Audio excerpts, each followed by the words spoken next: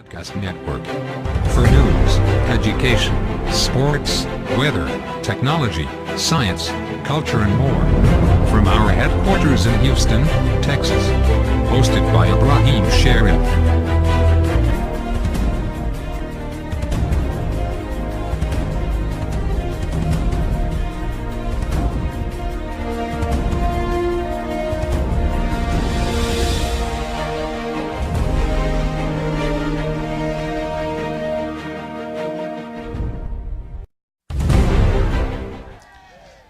Hello, ladies and gentlemen, viewers out there. This is Sherix Broadcast Network coming to you live and direct from Houston, Texas, especially from studio number 8. My name is Ibrahim Sharif, and I'm your host here for this very short broadcast. Of course, this is an exclusive broadcast that we are bringing to you today, and it's exclusive because we're going to be talking to the presidential spokesman for the government of Sierra Leone in the person of Mr. Abdulai Bayraytay, who is the presidential spokesman for His Excellency Dr. Ernest Bai Koroma, President of the Republic of Sierra Leone. And we're going to be talking to Mr. Bayraytay on key issues that are very prevalent in the country right at this moment. Of course, one of which is the austerity measures that have been introduced in the country by the government. And of course, we'll also be talking to Mr. Bayraytay on other issues. But the most important is the austerity measures and, of course, the ritual killings that have been going on in the country. Now, because of time constraints, we were supposed to talk to Mr. Bayraytay on 4 important issues. Of course, the austerity measures, the case which they sacked a vice president of Sierra Leone, Alhaji Samuel Samsumana, has taken to the regional court at ECOWAS, and we were supposed to talk to Mr. Bayraytay on that. And of course, we were also supposed to talk to him on the next presidential and parliamentary elections in the country. But because of time constraints, we are unable to talk to Mr. Bayraytay on those areas. But with a strong promise that by next weekend we'll be coming back to you to talk to you exclusively on those other 2 areas. But for today, we are going to talk exclusively to Mr. Bayraytay on the austerity measures that the government has instituted in the country, and I will be interviewing him live from Freetown, Sierra Leone, which is the capital city of Sierra Leone. And so we want you to stick around as we bring you that exclusive interview live from studio number 8 based in Houston, Texas. And of course, once more, I'm Ibrahim Sharif, your host. This is Sherix Broadcast Network. For news, education, sports, weather, technology, science, culture and more. From our headquarters in Houston, Texas. Hosted by Ibrahim Sherif.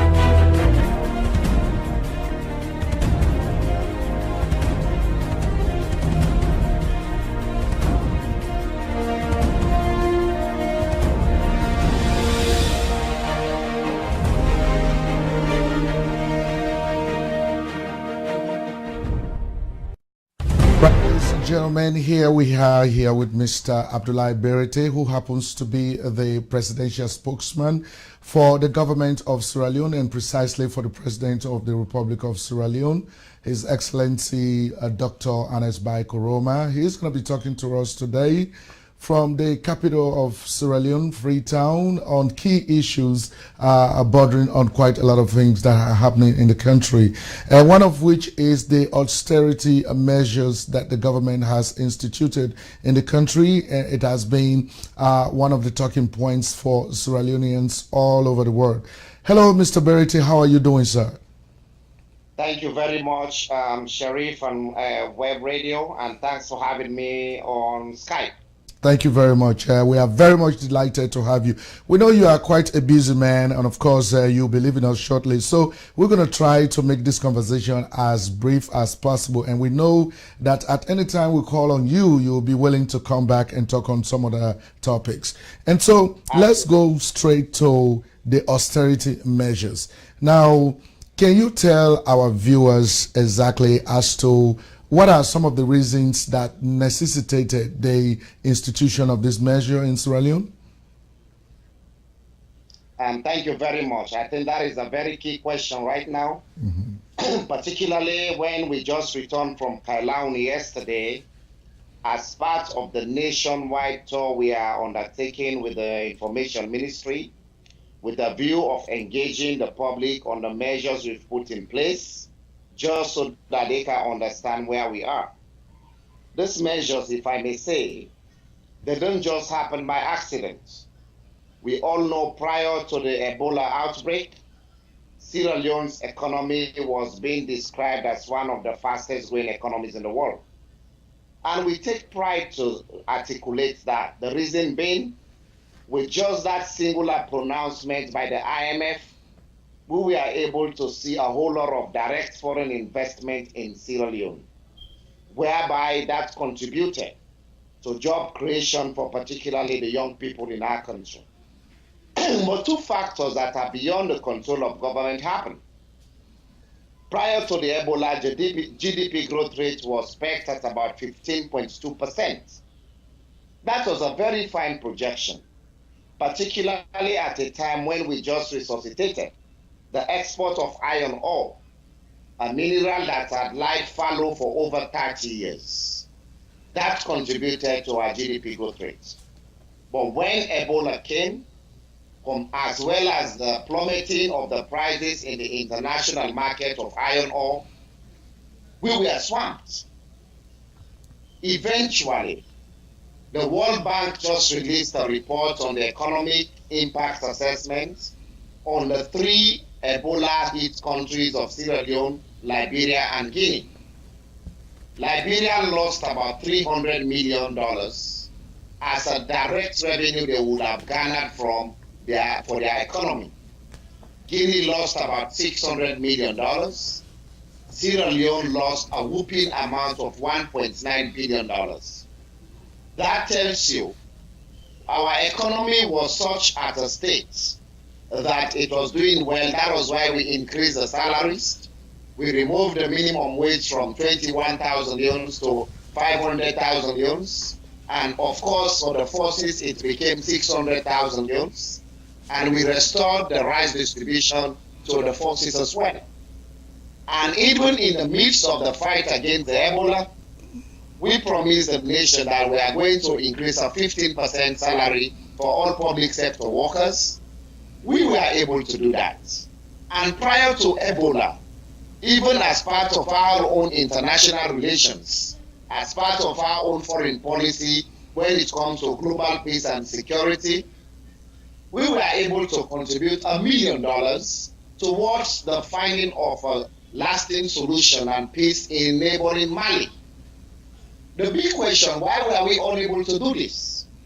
But when Ebola came, those two exogenous factors became beyond the control of government. So all what we did, like other countries that are implementing austerity measures, from England, the UK being in recession in 2008 as a direct result of the wars being waged in Afghanistan and Iraq, as well as the outsourcing of small and medium enterprises to particularly Asian countries. Sierra Leone is no novelty, being tied to the global economy. That is why we said as a government, whilst countries like Saudi Arabia, Angola, Nigeria, to name but a few, are implementing these measures.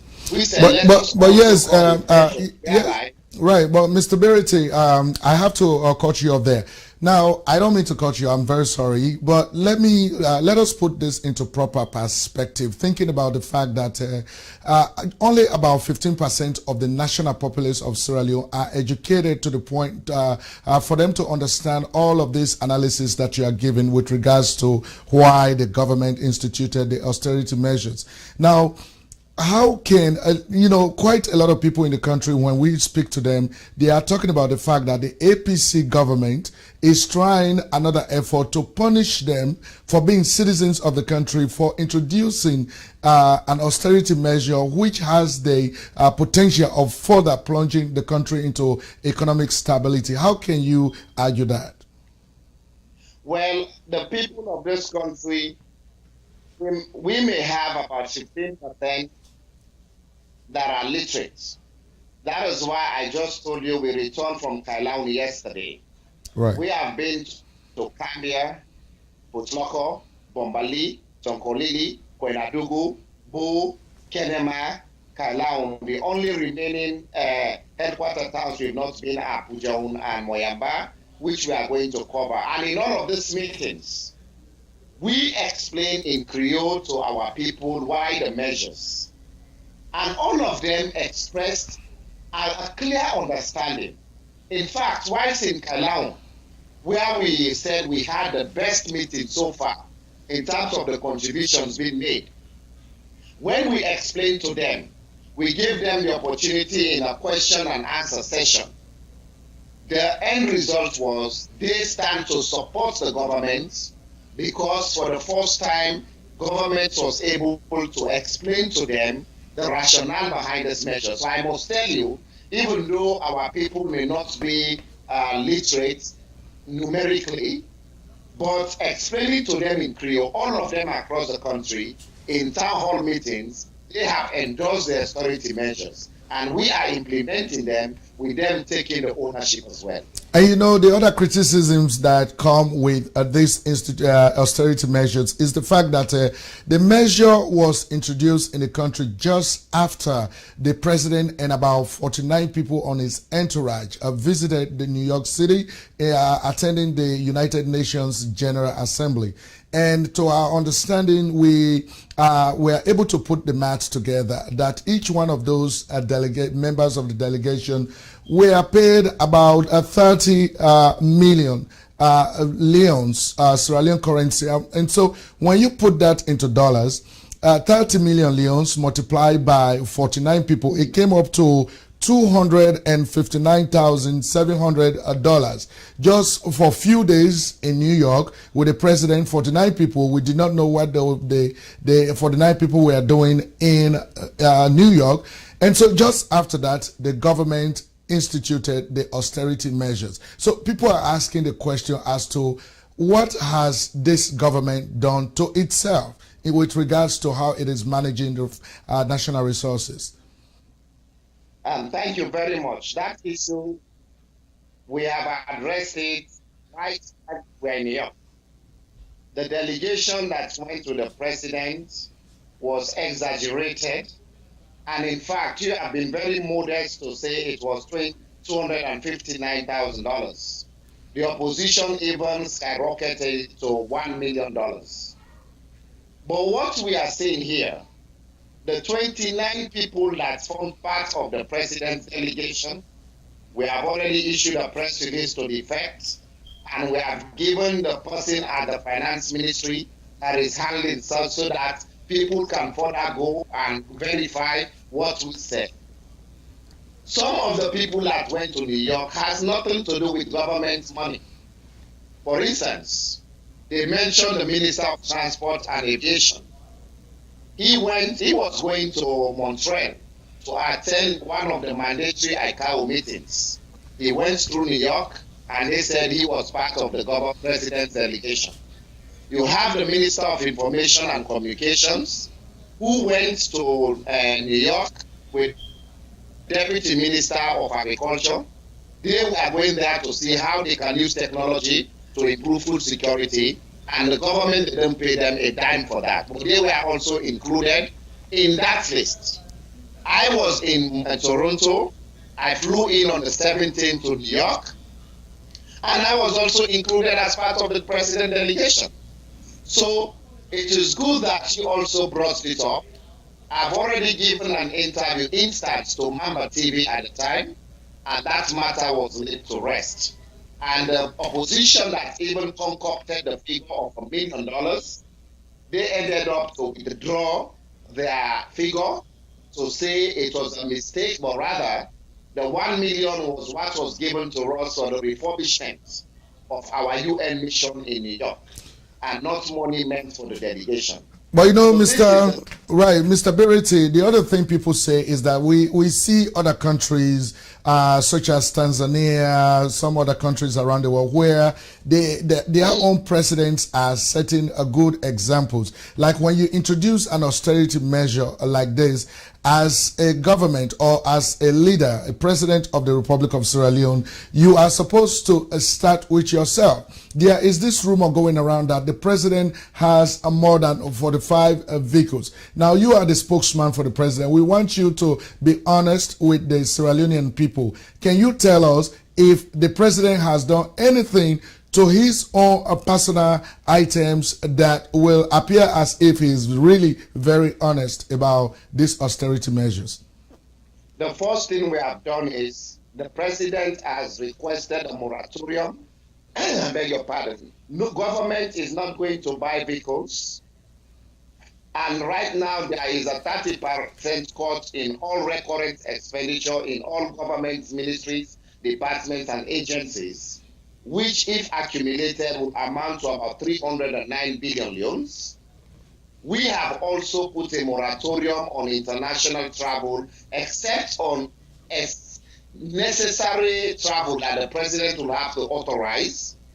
And in all of this, we have also come together with a single treasury account, whereby all government income that is coming and going out, government will be able to monitor them. But let me tell you the good news. The IMF that is encouraging us to also implement these measures, when they visited Sierra Leone, when they reviewed our books, they said the economy is on track and that the government has been able to meet all the benchmarks. And therefore, they invited the team of government to Washington, and they have just given us $23 million as direct support to the government. They said because of the fiscal management policies we are implementing. So this tells you, if you falter, the IMF and other Bretton Woods institutions will not encourage you, but rather they will tell you we are pulling out, as they did in 2006, prior to the elections, when the benchmarks were not met. They placed a moratorium on all direct support to the government. And so, this is not by any way to make comparisons, but rather to state the position that the IMF and all partners continue to work with us, including Britain, that has just announced another £20 million sterling to support the Free Healthcare Initiative until August 2017. We are very proud to say this, because while the critics are crying down the state as if it's doomsday, those that are giving us the money continue to express publicly that they believe that the way we are handling the economy is in the best interest of the country. In fact, that point was clearly illustrated by the recently British High Commissioner appointed to Sierra Leone, Warrington, when he went public on both 98.1 AYP TV and Star Radio to say they are also implementing austerity measures, and that the measures the government are implementing are no novelty because it is part of the global recession the economies of the world are facing. And so, Mr. Bayraytay, just answer this simple question. Does the president has 45 vehicles personally? I just told you that we have placed a moratorium on the purchase of vehicles, and I invite people to come to State House. The vehicles, the entourage of the president, apart from some of the vehicles given to State House by the Sierra Leone police for the security of the president, we also have, the president has a fleet of less than 10 vehicles. So that tells you, for us, we take the macro management of the economy very seriously, and therefore the austerity measures are being commended by our international partners. That is why they continue to support us financially. You know, some other presidents in other countries, we start to ride government buses. All right, we lost him, and so we're going to try to call him again and see if he will come on.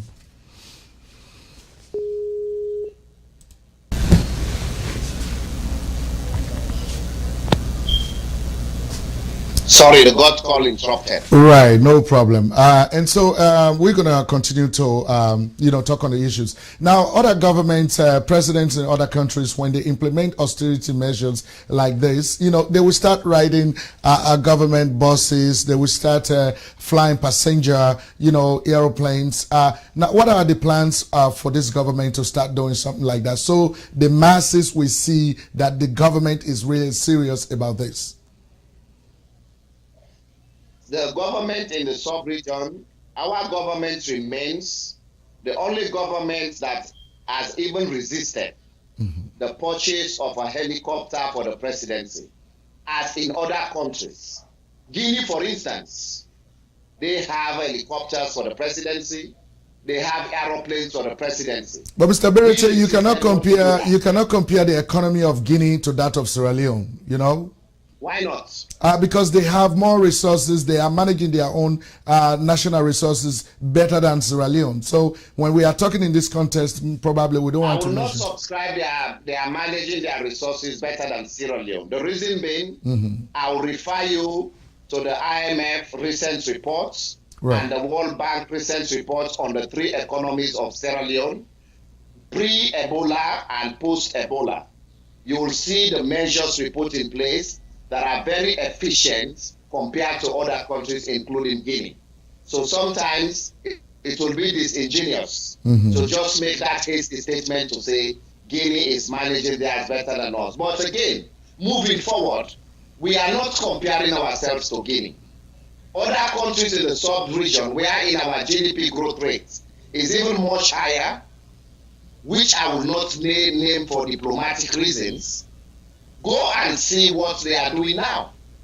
So others are even selling their own assets now. But for us, others, even England, they are putting out workers some work. But we said no. The austerity measures, let us go inward as a government and see how we can save some monies and address the critical areas in the free healthcare initiative and also the resuscitation of the school feeding program, which is going to cost governments about 18 billion euros per term. And this didn't come by accident. It is after a result, since we wanted to keep the kids in school, we worked with UNICEF, UNFPA, and the Ministry of Education. We said the reintroduction of the school feeding program becomes imperative. So these are what we are doing. We are saving the money, not to buy vehicles, not to buy a helicopter, but the president, for now, we still have vehicles. We even cut the amount of fuel that is being given to the president up downwards. But again, I will not tell you the president is going to take a public bus tomorrow. For security reasons, that will not be warranted at all.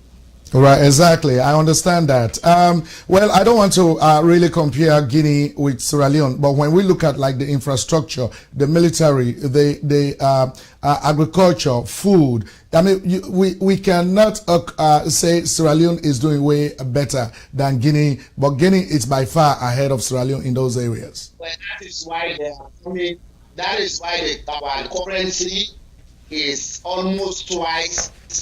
The Leone to the Guinean franc is almost twice to their own currency. That is one of the indicators look at the economic point of view.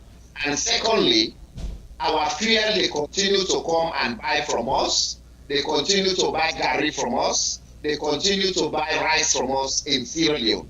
So this is the way you measure the macroeconomic indicators as to which country is doing better. Well, unlike when you come to the micro level, then maybe that is where you can look at the export base. What Guinea is exporting, how much is Sierra Leone is exporting. That way you'll be able to quantify the revenue base. But for now, I can tell you, our currency is way higher compared to Guinea. So if I can use just that single economic indicator, that tells you that when it comes to inflation, we are better controlled compared to Guinea. And so, Mr. Bayraytay, what would you say about this idea that is maintained by majority Sierra Leoneans around the world that, between the two major political parties in the country, the SLPP and the APC, and that from 1961 when the country had independence until 2016 that you and I are having this conversation, that APC has always created problems for the country that plunged the people into suffering that they suffered, and that SLPP will come in and solve the problems, and the APC will come in again and create other problems. I mean, you and I don't want to name the problems that our country has gone through. So, but what would you say to people who think that APC is always there to create problems for the country? I think it is out of ignorance. The APC didn't start the war in 1991. But they created reasons. They created reasons for the war, Mr. Bayraytay.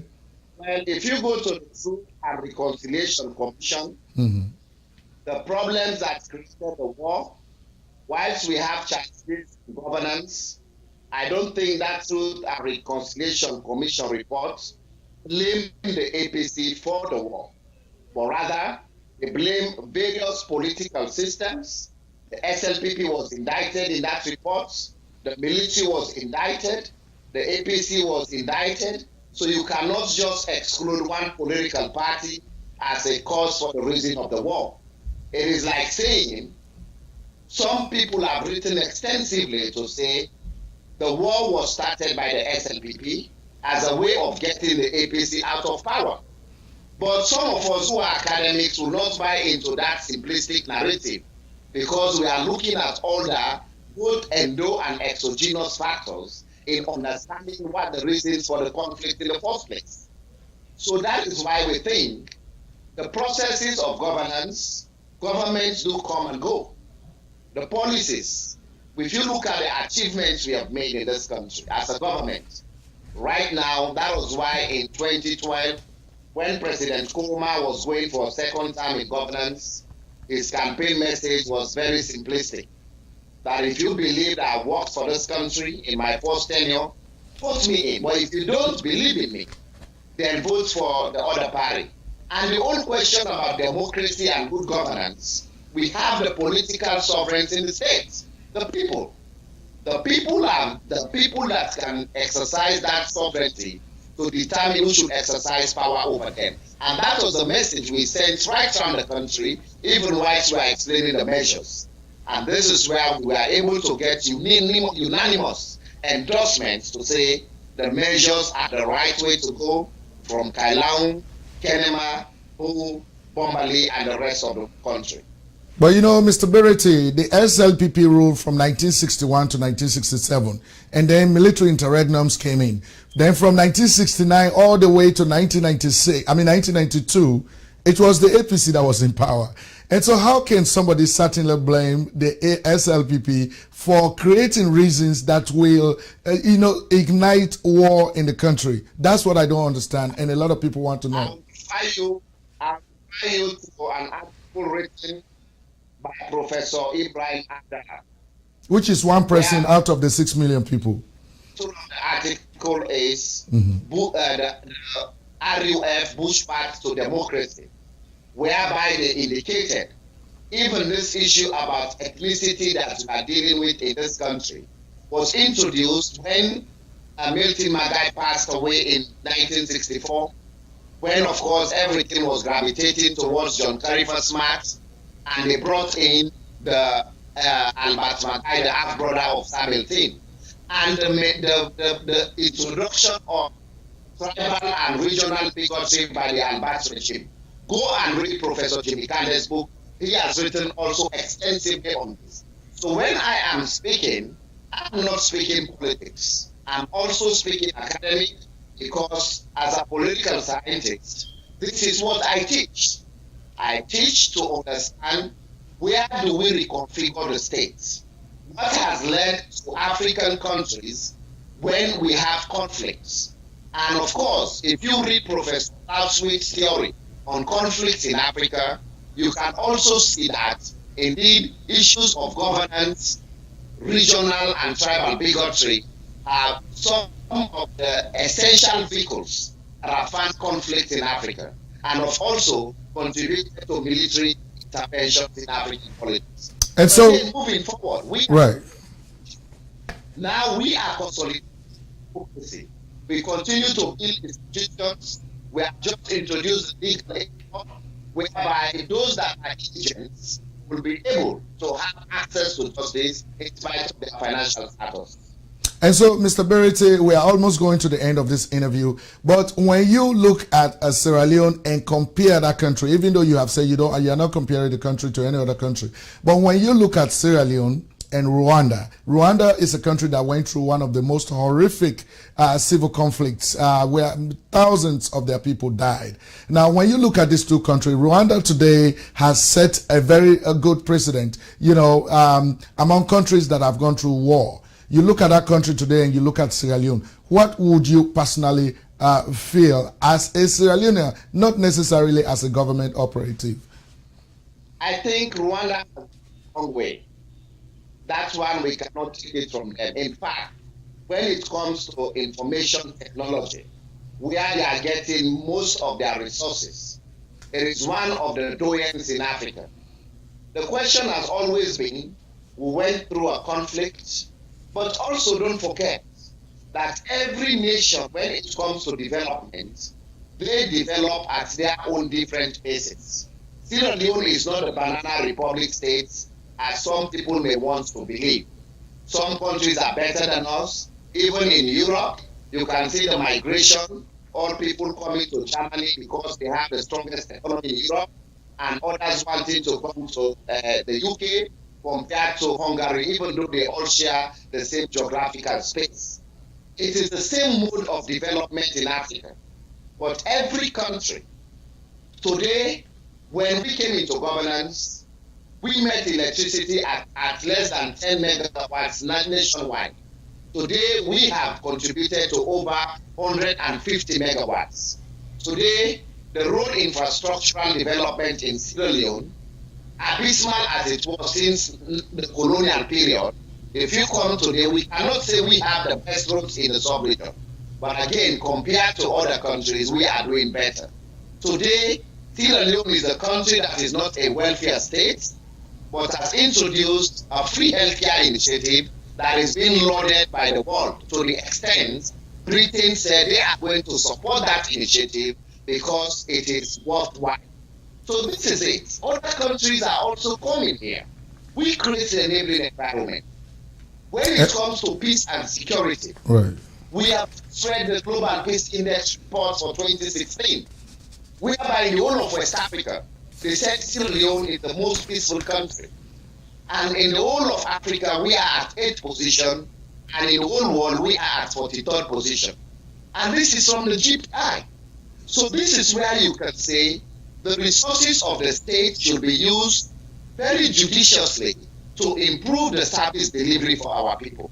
And we are very proud to articulate that. And this is why we always tell people, even if praises are not lavished to us, just say we recognize the efforts that the government is making. And that is why when it comes to elections, even when in the midst of the measures we introduced, when by elections we are just held, the people believed in the government. They gave them a resounding victory in other by-elections in April. And so, Mr. Bayraytay, that brings me to this other final question about the ritual killings that are going on in Sierra Leone that are being put on social media, WhatsApp and other social media platforms. Now, when we look at some of those images coming from Sierra Leone, it tells us like there is no government in control of what people do, because we don't see anything. All we see are pictures, but we don't see what the government has done to bring the perpetrators to justice for killing children, for killing people just to perform rituals. What can you say to that? I don't know whether were for ritual purposes, but few killings that happened, especially the little kid at Lumley area. The alleged victims have been arrested and they are being investigated for prosecution. The case of the artist that was killed, DJ Clef, investigations were mounted, taken to the courts under the rule of law. They were found guilty and they have been sentenced. So every situation for us will continue to empower the Sierra Leone police so that they can bust crime, and those found wanting will be prosecuted as in any other democracy. That is why, even though there has been incontrovertible evidence against the perpetrators, in the spirit of the rule of law, we have still arraigned them before the courts so that the courts will be able to adjudicate, so that we'll be able to establish that indeed their rights under the rule of law, presuming them to be innocent until found guilty in a competent court of law, is being upheld. All right, ladies and gentlemen, that is Mr. Abdulai Bayraytay, the presidential spokesman for the government of Sierra Leone and precisely for the president of the Republic of Sierra Leone, His Excellency Dr. Anes Bai Koroma. He spoke to us live from Freetown, Sierra Leone. Of course, there are other topics that we'll be discussing in the future as we get Mr. Bayraytay to come on and talk to us, especially the next presidential and parliamentary elections in the country, and of course to further discuss how the people allege that the APC government has interfered into the operations of the civil service and the justice system. Those are two topics that we'll discuss in the future. We want to say a lot of thanks to you, Mr. Bayraytay, for your time and for coming on. Thank you very much, sir. Thank you for the opportunity and stay blessed. Thank you. This is Sherix Broadcast Network. For news, education, sports, weather, technology, science, culture, and more. From our headquarters in Houston, Texas. Hosted by Ibrahim Sherix.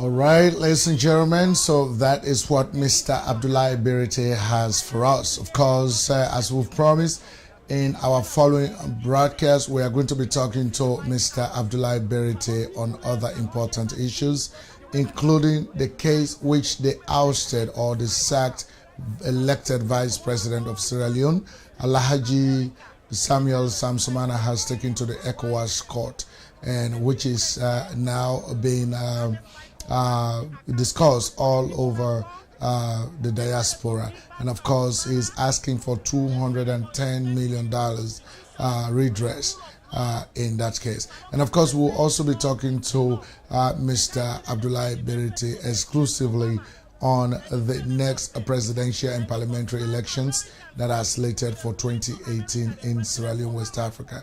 And so once more, I want to say a lot of thanks to you for viewing Sherix Broadcast Network, and of course for listening to our radio exclusively. We want to say a lot of thanks to you.